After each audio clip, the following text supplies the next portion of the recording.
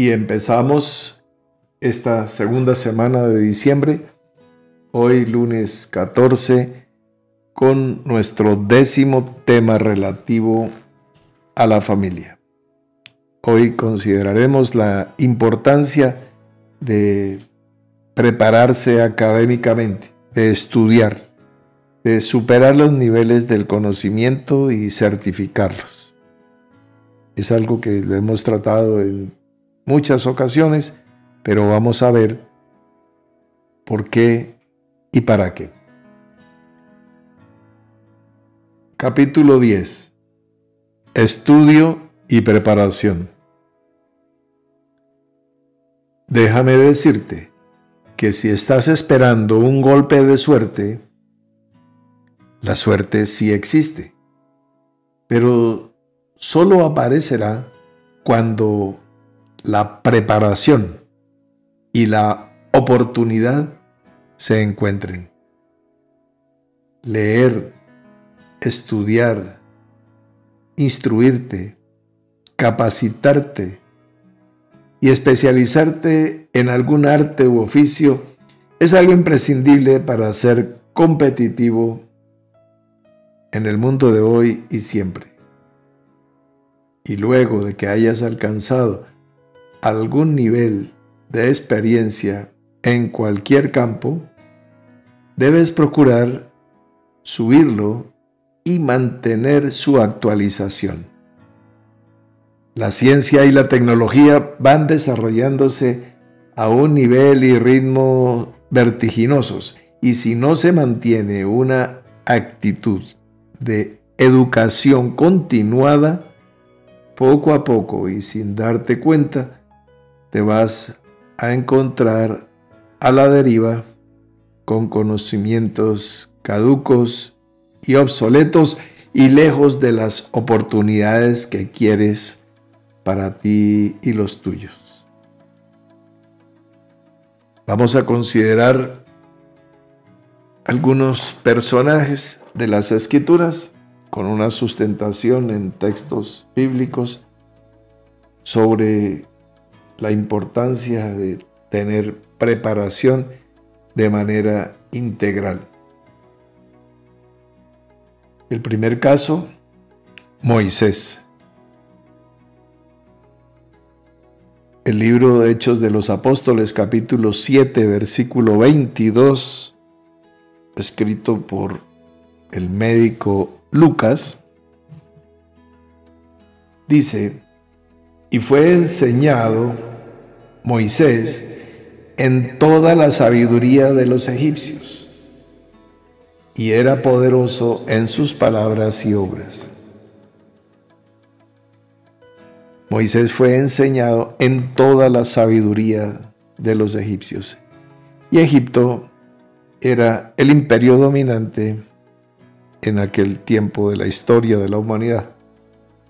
Entonces, en toda la sabiduría, o sea que no solamente sabía la lectura o la escritura o la ciencia de los números, sino el arte de la guerra, la defensa personal, cabalgar, lanzar una flecha, una lanza, una ballesta, saber nadar, saber escalar con un lazo, saber de astronomía, saber de agricultura, saber de arquitectura, saber de medicina, saber de economía, saber de administración, saber de nutrición y dietética, saber lo que fuera el universo conceptual del imperio egipcio. Entonces, alguien dirá, bueno, pero es que él se estaba preparando para gobernar. Y esa reflexión es correcta. La pregunta es, ¿tú para qué te estás preparando? Segundo caso, José. Génesis capítulo 41, versículo 33, dice: Por tanto, provéase ahora Faraón de un varón prudente y sabio, y póngalo sobre la tierra de Egipto. Y dijo Faraón a José: pues que Dios te ha hecho saber todo esto, no hay entendido ni sabio como tú. Ese es el versículo 39 del mismo capítulo. Entonces, José tiene una preparación integral. Recuerden ustedes que cuando él estuvo con su señor y amo Potifar en la casa donde quiso ser seducido por la esposa de su amo, él estaba al frente de toda la casa. La administración doméstica, la administración económica, estaba al frente de los bienes de su señor. O sea, era un administrador de empresas, era un economista, era un contador. ¿Ves? Pero trascendía, eso le quedaba pequeño. Tenía tal nivel de conocimiento y tal nivel de preparación que llegó a hacer eso mismo de todo el imperio egipcio. Ahora pues tenemos el caso clásico, histórico de Salomón, pero tú puedes decir, bueno, porque Salomón Dios le dio toda esa sabiduría. Sí, una cosa es la sabiduría que viene de lo alto y otra cosa es la preparación. Porque nos dice Primera de Reyes capítulo 4, versículos 30, 32, 34, tú puedes leer ahí todo esto, que la sabiduría de Salomón era mayor que la de todos los orientales y que toda la sabiduría de los egipcios, y compuso 3000 proverbios, y sus cantares fueron 1005. Disertó sobre los árboles, desde el cedro del Líbano hasta el hisopo que nace en la pared. O sea, conocía de los reinos, del reino vegetal, por ejemplo. Disertó sobre los animales, reino animal, sobre los reptiles, sobre las aves y sobre los peces. Y para oír la sabiduría de Salomón, venían de todos los pueblos y de todos los reyes de la tierra, a donde había llegado la fama de su sabiduría. Entonces, aquí el relato bíblico nos habla de sabiduría, pero aquí hay preparación, inteligencia, aquí hay estudio, o sea,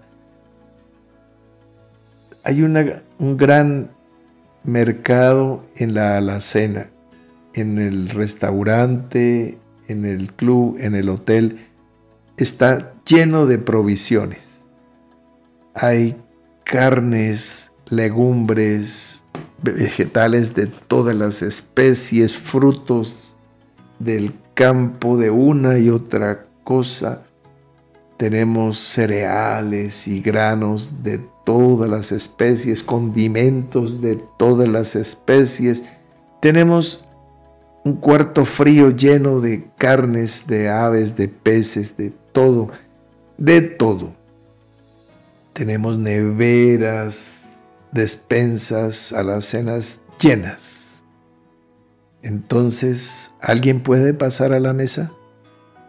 Por supuesto que no, porque una cosa es todo el mercado, la provisión, y otra cosa es la escuela que necesita cada uno de los que participan en preparar, alistar, pelar, rebanar, porcionar, congelar, descongelar, sazonar, condimentar, cocinar, asar, soasar, fritar, freír, asar, hornear y presentar en el plato. Para eso se necesitan chef, cocineros, ayudantes de cocina, meseros, etcétera, etcétera. Todo un equipo humano, una infraestructura que tiene que tener un conocimiento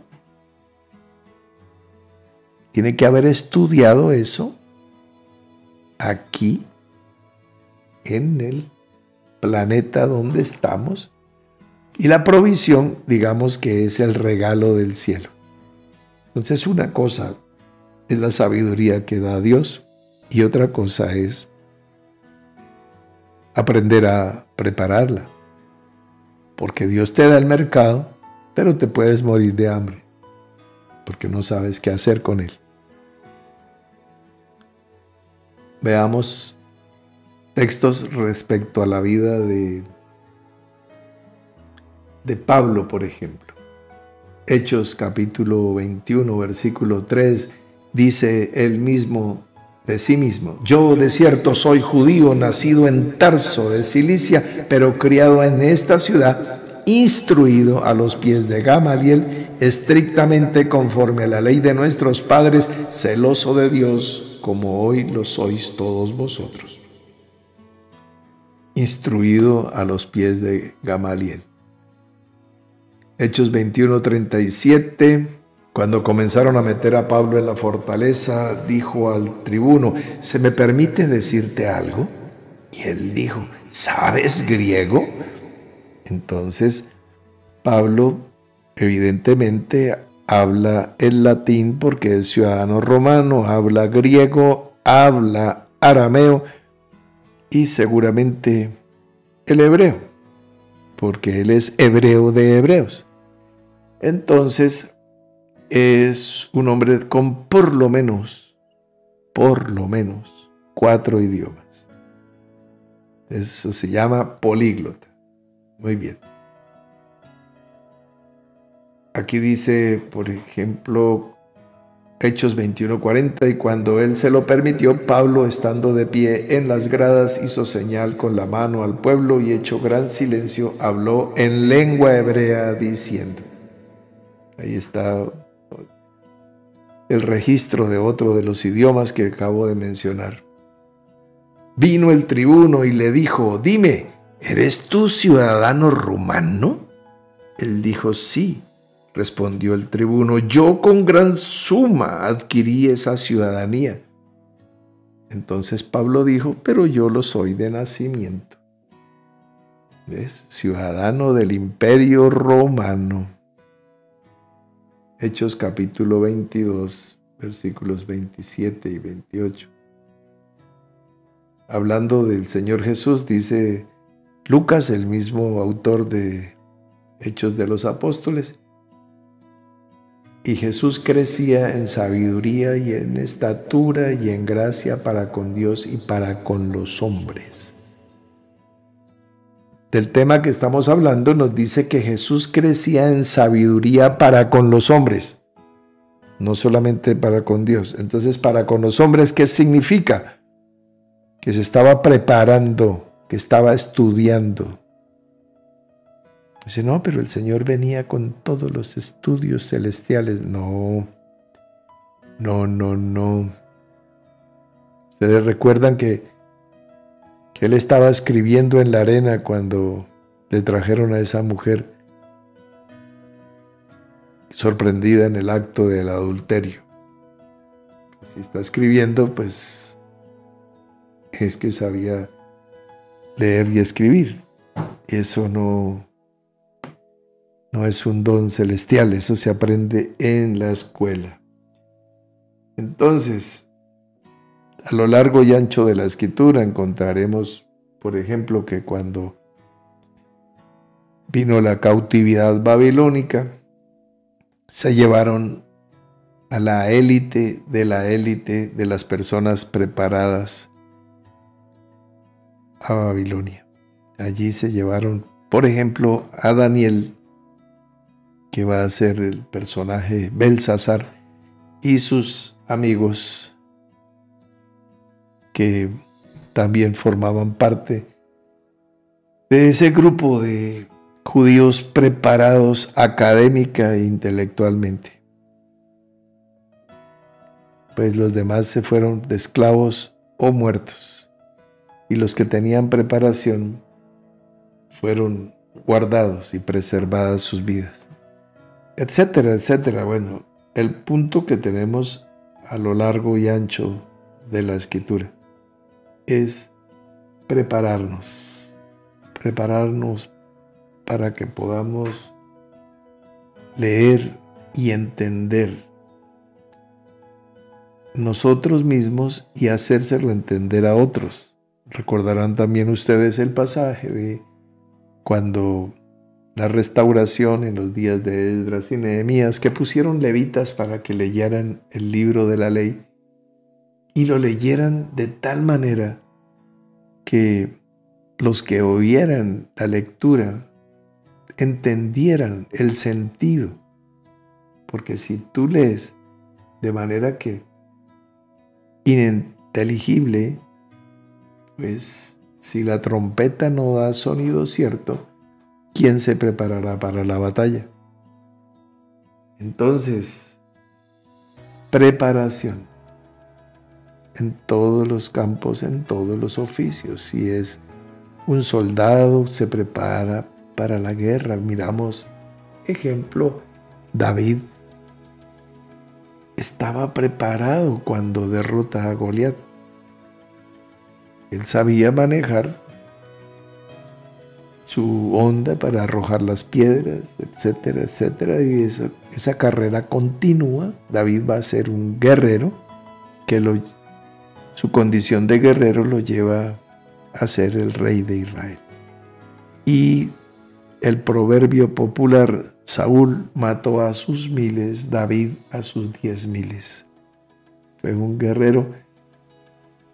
Él y sus hombres, desde antes de iniciar el reinado y el comienzo de su reinado por fuera de Jerusalén, a punta de espada. Entonces, su preparación como guerrero integral, un hombre de combate. Para el sacerdocio, para ser escriba, para ser miembro del Sanedrín, en el campo que sea, la persona tiene que ser preparado y enseñado. Samuel desde niño está creciendo a los pies del sacerdote para ser enseñado y ser instruido como tal. Y de esa manera Pablo le dice a Timoteo que desde la niñez ha sabido las Sagradas Escrituras y aparte de eso lo disipula, le enseña, lo prepara. Elías hace lo propio con Eliseo, etcétera, etcétera. La preparación discipular. Y la gran comisión, como para ya cerrar ese círculo de la idea, ir y hacer discípulos enseñándoles todas las cosas que yo os he mandado. Entonces tenemos que enseñar a otros. Segunda de Timoteo capítulo 2, versículo 22, lo que has visto y oído de mí ante muchos testigos, esto mismo enseña a hombres idóneos que estén en la capacidad de replicar esta instrucción, de replicar esta enseñanza. Esto pues para la vida al interior de la iglesia. Y para afuera, pues por supuesto. ¿Recuerdan ustedes que ya estudiamos el signo igual? 2 líneas paralelas horizontales. Son los 2 planos. El plano espiritual, si Pablo tenía que prepararse, o Moisés, o Salomón, o el mismo Jesús, o Daniel, o quien quiera que sea, esa preparación que tuvo Moisés para poder guiar después al pueblo, etcétera. Si es preparación para el trabajo espiritual, es igual preparación para el trabajo en lo natural. ¿Para qué? Para que si se te dan 5 talentos puedas producir 10. Porque si no tienes preparación, se te da 1 y vas a entregarlo sin rendimiento, sin crecimiento. Entonces, esta es básicamente la reflexión alrededor de la importancia de que estemos preparados. Escudriñad las Escrituras, dice el Señor Jesús. ¿Cómo las vamos a escudriñar si no las conocemos? Si no estudiamos, si nos preparamos de día en día. Entonces, no te rindas, no pienses que es muy tarde para empezar a aprender. Prosigue. No pienses que eres ni muy mayor ni muy niño para escudriñar, para empezar a prepararte. Y si tienes alguna preparación de manera empírica, de manera que algo que te enseñó alguien, tu mamá te enseñó, tu papá, un amigo, y sabes un arte u oficio, busca que sea certificado, que tengas una certificación de eso. ¿Ves? Es como que tú tienes una tierra, un lote, y vas a construir ahí tu casa. Muy bien, pero procura tener las escrituras de ese lote, que no sea un terreno de invasión, para que el día de mañana, si hay una calamidad, tú puedas reclamar, pedir. Pero si tú eres un invasor, o al menos no tienes que esté certificado tu terreno, que tenga un registro, un número, una matrícula, entonces es un terreno legal, no es una invasión, no es un lote en una zona pirata, no, es una cosa cierta, un cuerpo cierto, legalmente constituido. Si vas a tener un vehículo, una motocicleta, un automóvil, regístralo, haz el traspaso a tu nombre y es una propiedad cierta. De resto, pues, es el uso lo que tienes, el uso y el usufructo, pero no tienes la propiedad certificada. Entonces debes tener el conocimiento, debe estar certificado, registrado, para que tengas la propiedad intelectual de las cosas que sabes. Si sabes hacer postres, si sabes cocinar, certifícate. Ten una academia seria que avale y respalde ese conocimiento y diga, esta persona es técnica en esto, es tecnólogo en esto y puede ser profesional en lo mismo. Y en la medida en que tengas conocimientos certificados, pues tienes más posibilidades de presentar tu talento en el mercado. Entonces, ese es el punto. No basta con saber y que ya lo conocen y ya tiene una clientela, porque el mundo puede cambiar en un abrir y cerrar de ojos.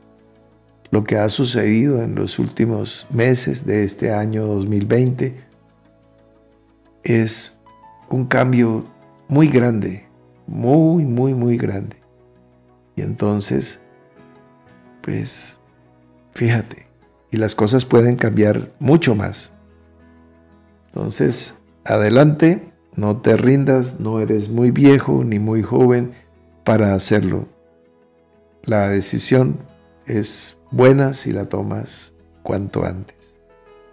Te animo y te invito para que mañana continuemos con nuestro programa 11, que es exactamente la mitad del Aleph Bet que vamos a trabajar en este mes. Hoy es el tema número 10, que corresponde la letra Yod.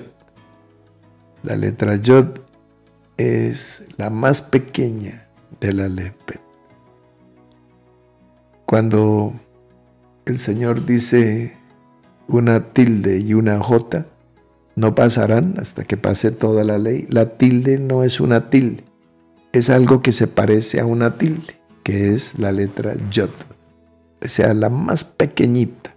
Así como se dice que la semilla de mostaza es la más pequeñita, la yod es la más pequeñita, como el apóstol Pablo habló de sí mismo, que él era el más pequeñito, o como el rey David, que era el más pequeñito de los hijos de Isaí. ¿Ves? Entonces, la yod es la primera letra del registro del nombre de Dios que se conoce como tetragramatón, Yod Hei Vav Hei, Yod con valor numérico 10. Ahí llegamos a la puerta de nuestra primera mitad. Mañana continuamos. Fuerte abrazo, feliz noche.